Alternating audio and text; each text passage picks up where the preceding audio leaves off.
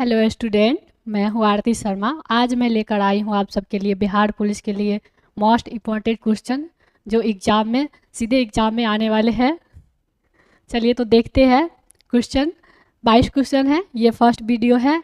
इसमें आपको VVI question कराए जाएंगे। तो चलिए देखते हैं फर्स्ट क्वेश्चन क्या है। फर्स्ट है, विश्व की सर्वाधिक वर्षा कहाँ होती है? विश्व की सर्वाधिक वर्षा कहाँ होती है? तो ये होती है मासीराम में। ये मासीराम में होती है जो मेघालय राज्य में स्थित है। नेक्स्ट, भारतीय संविधान की उद्देशिका में 42वें संविधान द्वारा निम्नलिखित में से कौन सा शब्द नहीं जोड़ा गया है? तो भारतीय संविधान की उद्देशिका में जो है गणतंत्र शब्द नहीं जोड़ा गया है।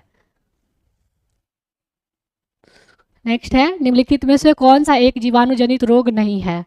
तो इसका आंसर है, सही आंसर हो जाएगा इन्फ्लुएंजा। इन्फ्लुएंजा जो बैक्टीरिया से संक्रमित रोग होता है, इन्फ्लुएंजा।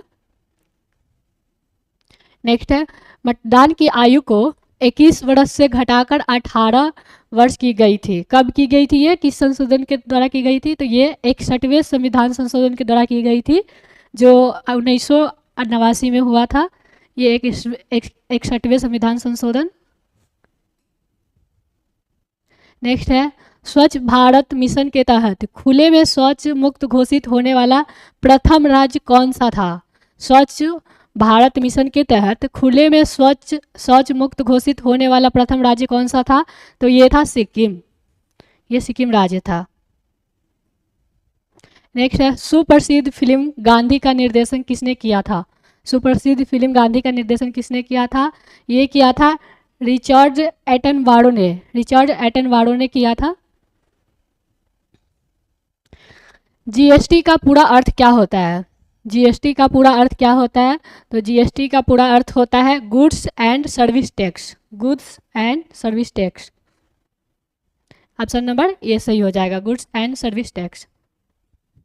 नेक्स्ट है, नर्मदा नदी मध्य प्रदेश में कहाँ से निकलती है? नर्मदा नदी जो है मध्य प्रदेश में कहाँ से निकलती है? तो इसका सही आंसर हो जाएगा अमरकंटक की पहाड़ियों से। अमरकंटक की पहाड़ियों से निकलती है ये। नेक्स्ट है, मानव शरीर की सबसे लंबी हड्डी कौन सी है? मानव शरीर की जो सबसे लंबी हड्डी होती है वो कौन सी होती है? तो ये होती है फीमर। जो कूल्हे से लेकर ये घुटने तक होती है उसको फीमर बोला जाता है, जिसे जांग की हड्डी बोलते हैं। ये फीमर होती है। भारतीय संविधान का कौन सा अनुच्छेद सहकारी समितियों के संवर्धन से संबंधित है? भारतीय संविधान का कौन सा अनुच्छेद जो है सहकारी समितियों के संवर्धन से संबंधित है? तो ये है 43 का ए। 43 का ये है।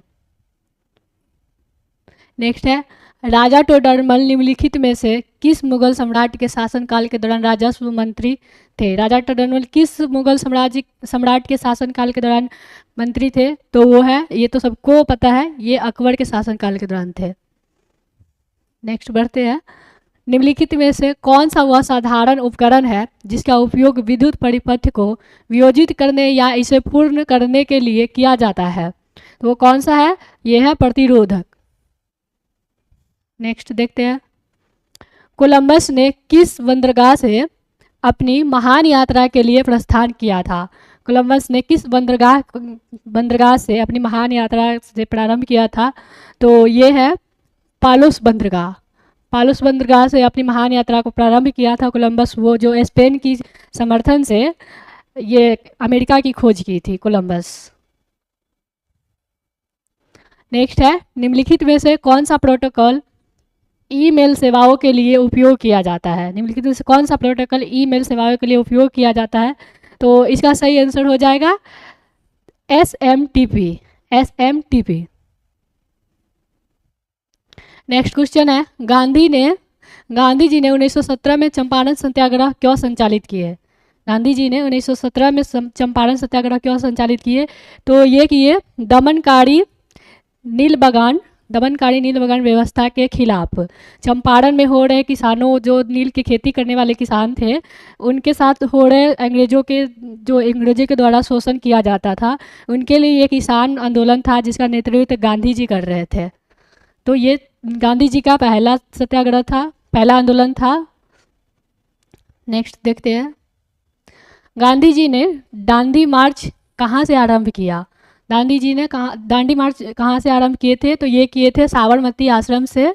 साबरमती आश्रम से किए थे, जो 12 मार्च 1930 से आरंभ किए थे। ये 24 दिन की यात्रा थी और 78 स्वयंसेवकों के साथ किए थे, जो पहुँचे थे 5 अप्रैल 1930 को। ये दांडी मार्च पहुँचे थे साबरमती आश्रम से। नेक्स्ट देखते हैं, सुधीर मन कप किस खेल से संबंधित है। सुधीर मन कप किस खेल से संबंधित है, तो ये है बैडमिंटन से संबंधित है। नेक्स्ट है, एक व्यास समर्पित पुष्प का उदाहरण है। एक व्यास समर्पित पुष्प का उदाहरण है मटर।